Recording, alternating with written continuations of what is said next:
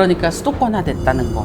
그게 제일 큰 거죠. 어머님부터 했으니까 한 50년 했죠. 사람이 점점 줄어든다는 느낌? 접근성이 좋아지다 보니까 그러니까 그쪽을 이용하는 사람들은 많아졌어요. 광역교통이 이제 뚫려버리면 빨리 오는 사람도 있겠지만 식당의 퀄리티라든가 분위기라든가 이런 것들은 이 도심 지역이 훨씬 좋잖아요. 여기서 시간을 다 보내고 그냥 밤에 이제 잠만 자러 오는 거예요. 그럼 여기 있는 상업시설이나 이런 게 다 망가지죠.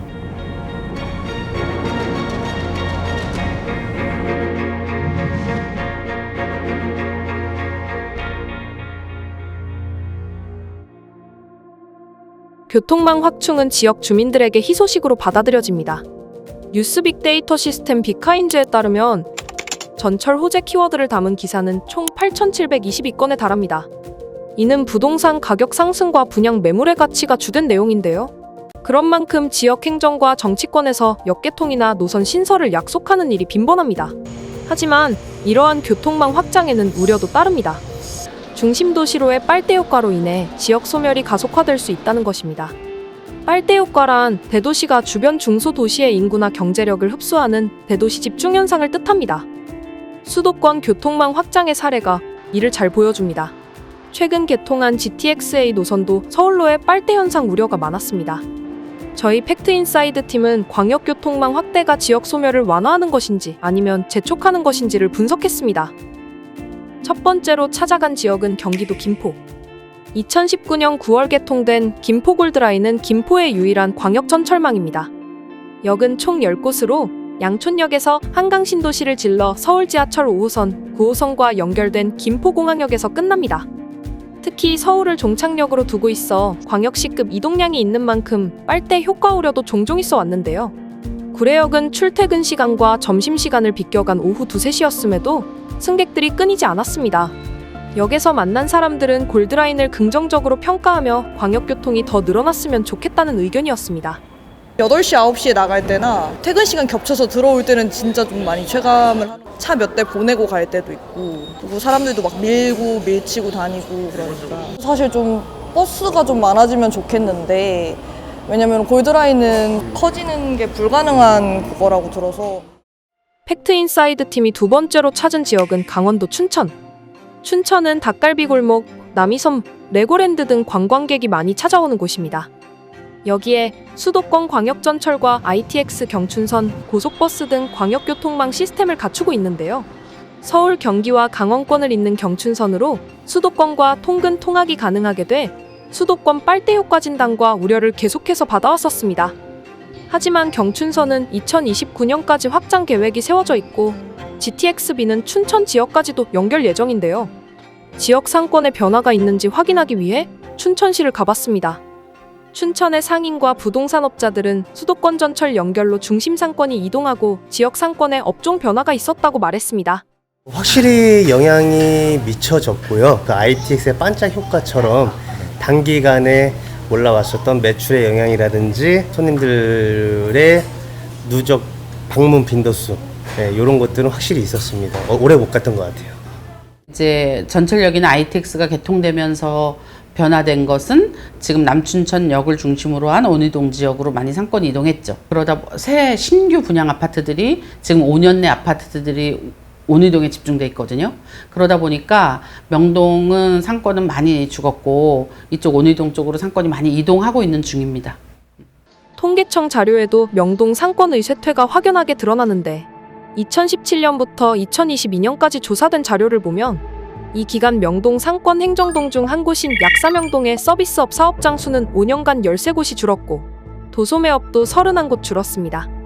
반면 남춘천역이 속한 퇴계동은 서비스업이 461곳 늘어난 것으로 나타났고 도소매업도 320곳 늘어난 것으로 확인됩니다. 마지막으로 찾은 지역은 동해선 전철로 연결돼 있는 부산과 울산입니다. 동해선은 수도권을 제외한 최초의 광역전철로 수도권에 대응하는 광역권 형성의 역할이 클 것으로 기대됐습니다. 팩트인사이드 팀은 부산과 울산을 찾았습니다. 부전역 근처에는 오랜 역사가 있는 전통시장이 있습니다. 바로 부전시장인데요. 상인들은 광역전철이 개통된 이후 울산과 부산 기장 지역에서 많은 손님이 방문한다고 전했습니다. 많이 오세요, 울산 분들이. 전철을 타고 거의 1시간에서 1시간 10분이면 오니까 특히 토요일이나 일요일 같은 경우에 뭐 여행 삼아 오시기도 하고 토요일 같은 경우는 좀 매출이 좀 있는 것 같아요. 10% 15% 이상? 아무래도 좀 많은 변화가 있고요. 동해선이 이제 개통되고 나서 부전시장에 좀 많이 방문을 하세요. 그래서 이제 부전시장에 일단 유입 인구가 상당히 좀 많이 늘었고요. 상당히 좋은 것 같아요. 상당히 좋고 젊은 층들도 부전시장에서 장사를 또 활용하고 이제 구하는 분들도 좀 늘어나고 있는 추세입니다. 반면 태화광역 인근 시민들은 효과를 다르게 체감했습니다. 광역전철을 통해 울산으로 오는 관광객은 늘었지만 역 인근 상권에는 효과가 미미하다는 평가입니다. 유입 인구는 많이 늘었다고 들었어요. 태화역까지 와서 버스를 이동을 하고 고가정원을 간다든가 울산대 공원을 간다든가 하시는 분들은 많이 늘었다고 듣고 있어요. 지금 상권은 전체적으로 조금 침체 분위기이긴 해요. 공실률도 조금 많이 있는 상태인데 경기가 조금 살아나야 되겠죠. 통계는 다른 해석의 여지를 보이는데요. 부전역이 속한 부산진구 부전일동의 서비스업 사업 장수를 보면 5년간 205곳이 늘었고 도소매업 또한 300곳 이상 늘었습니다. 태화광역이 위치한 울산 남구 삼산동은 같은 기간 서비스업 408곳이 늘었고 도소매업도 597곳 늘었습니다. 지역민들의 생각과 다르게 사업체 숫자로는 부전역, 태화광역 인근 또한 광역전철 개통 후 상권이 발달한 것으로 풀이됩니다. 어떤 지역은 서로 발전하고 어떤 지역에선 중심지가 이동하는 등 이처럼 광역교통망은 지역마다 다양한 모습으로 영향을 나타냈습니다. 데이터 분석을 통해서도 광역교통의 효과를 검증해봤습니다. 경기 지역의 수도권 광역전철 영향을 중심으로 살펴봤는데요. 데이터를 분석한 결과 대다수 역세권에서 전철역 개통 전후로 사업체 수 증가가 나타났습니다. 빨대 효과를 다룬 논문들도 살펴봤습니다. 이들 내용을 종합하면 대도시로의 빨대 효과는 국내에서 아직 크게 두드러지지 않는 것으로 보입니다. 따라서 우리는 광역교통망 확대가 지역 소멸을 앞당기냐는 물음에는 대체로 사실이 아니다라고 판단했습니다. 다만 전문가들은 광역교통망 확충만으로는 지역 균형 발전을 도모할 수 없다고 진단합니다. 지금 우리나라의 광역교통망을 보면은 그 업무 중심이 되는 곳에 집중되어 있는 경향이 있어요. 전철, 광역철도라든가 도시고속도로라든가 이런 것들이.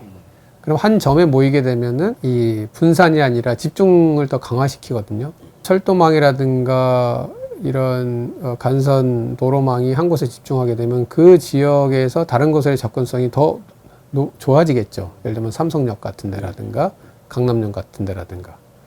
그러면 그 지역은 훨씬 더 업무 중심지로서의 메리트가 높아지죠. 왜냐면 모든 교통망이 거기 집중하니까. 다른 나라에선 어떨까? 독일은 국토 균형 발전을 논할 때 빠지지 않고 등장하는 나라입니다. 광역교통을 포함한 대중교통망, 특히 우수한 철도 교통망으로도 유명한데 이를 확인하고자 독일 현지를 찾았습니다. 독일은 세계에서 철도망이 촘촘하기로 손에 꼽히는 나라 중 하나입니다.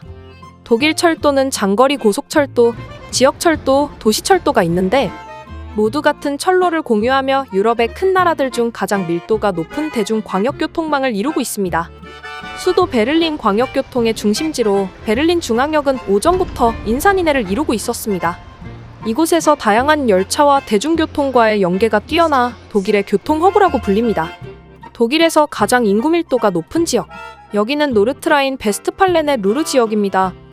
루르 지역은 독일 산업의 중심지이자 철강의 중심지로 세계적인 철강 장비 제조사인 티센크로프 본사가 위치한 SNC가 속해 있습니다. 이외 핵심 도시 뒤셀도르프, 탄광이 발달했던 보움 등 총 15개 도시가 루르 지역을 구성합니다. 인구 5, 60만의 대도시들이 다수 있는 독일에서 인구 밀도가 가장 높은 지역이기도 합니다. 현재 이 지역 광역교통망은 유럽에서 가장 많은 승객이 이용하는 곳입니다. 실제 취재진이 이 지역을 찾았을 때에도 뒤셀도르프 역과 시티 트램의 풍경은 베를린보다도 붐비는 모습이었습니다. Wir sind hier im VRR. Es ist der fahrgaststärkste Nahverkehrsballungsraum in Europa. Das heißt, mit unserem Nahverkehrsraum haben wir ein sehr großes Gebiet mit sehr vielen potenziellen Fahrgästen. 독일의 도시 간 연결이 빠르고 유기적인 이유는 뭘까? 독일에는 교통연합이라는 조직이 여럿 존재하는데 각 지역을 연결하며 통합된 교통 서비스를 제공합니다. Je nachdem. Hier haben Sie nur ein Ticket. Also Sie können sagen, okay, ich fahre Berlin A, B, C, dann fahren Sie bis nach Potsdam. Obwohl Sie dann nach Brandenburg fahren, brauchen Sie kein anderes Ticket.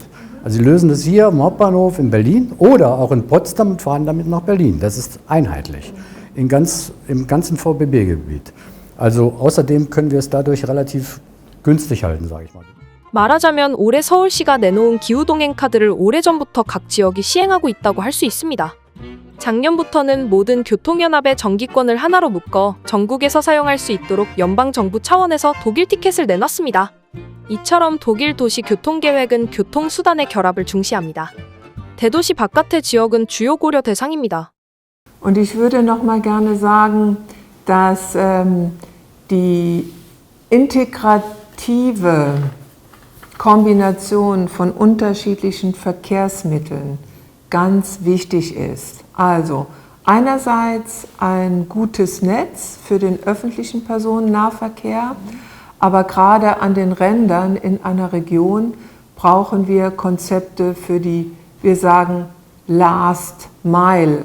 Das heißt, in Bezug auf diese räumliche Einheit, Quartier, Stadt und Region, soll das Netz so organisiert sein, dass man in 5, 15 oder 30 Minuten alles erreichen kann.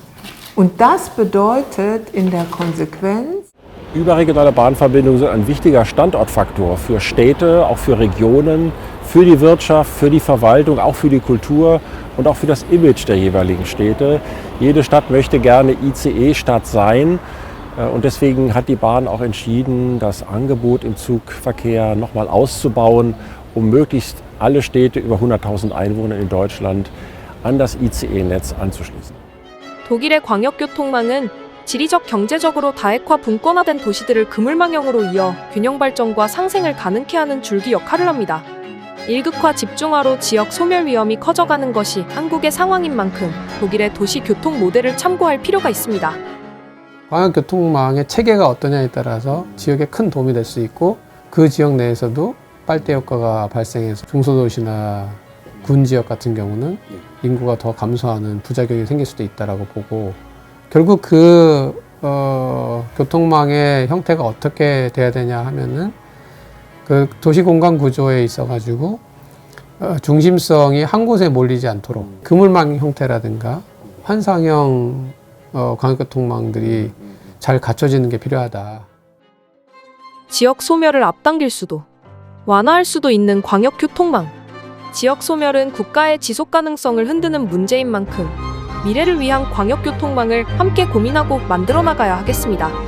대한민국이 고루 잘 사는 미래를 위해서 말입니다.